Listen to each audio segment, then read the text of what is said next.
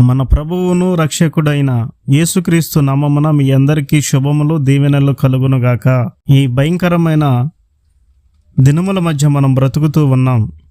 మనకు దేవుడిచ్చిన శ్రేష్టమైన మాటలను ఇప్పుడు మనం విందాము. ఇవి అంత్య దినాలు, ప్రభు రాకడకు సూచనలు మనం చూస్తూ ఉన్నాం. కానీ వీటన్నిటిని దృష్టిలో పెట్టుకొని ఈ వాగ్దానాలను బట్టి భయపడక ధైర్యముగా ప్రతిరోజు మీ ప్రార్థనలో వీటిని జ్ఞాపకం చేసుకొని నమ్మకంగా ప్రార్థన చేయుదురుగాక. ఇప్పుడు మనం ఉన్నటువంటి పరిస్థితులను బట్టి ప్రతిరోజు ప్రతి వ్యక్తి, ప్రతి మనుషులు దేనికో దానికి భయపడుతూనే ఉంటారు.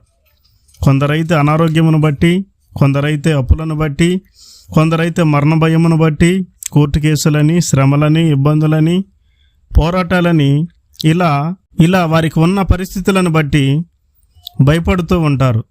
అయితే ఇట్టి భయమును గూర్చిన దేవుని వాక్యం ఏమంటుందో ఇప్పుడు మనము చూద్దాం. భయపడకు, ఎందుకంటే నీ దేవుడు సజీవుడు, ఆయన నీతో ఉంటాడు. భయపడకు, ఆపత్కాలంలో దేవుడు మనకు సహాయం చేస్తాడు. భయపడకు, నీవు పిలిచినప్పుడల్లా దేవుడు నీకు ఉత్తరం ఇస్తాడు. భయపడకు, దేవుడు నిన్ను విడువడు, నిన్నెడబాయడు.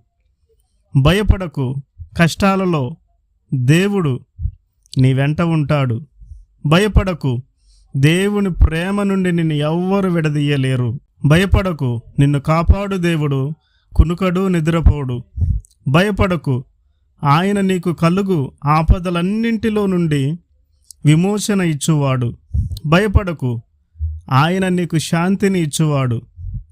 భయపడకు, సర్వకృపానిధియగు దేవుడు కొంచెము కాలము మీరు శ్రమపడిన పిమ్మట తానే మిమ్ములను పూర్ణులుగా చేసి స్థిరపరిచి బలపరచును. భయపడకు, నీ కన్నీళ్లు దేవుని బుడ్డిలో దాచి ఉంచాడు. భయపడకు, నీ భవిష్యత్తు విషయంలో దేవుడే బాధ్యత వహిస్తాడు. భయపడకు, ఇదిగో దేవుని దూత నీకు ముందుగా వెళ్ళును. భయపడకు, దేవుడు నీ బాధను తిరిగి ఆశీర్వాదముగా మార్చగలడు.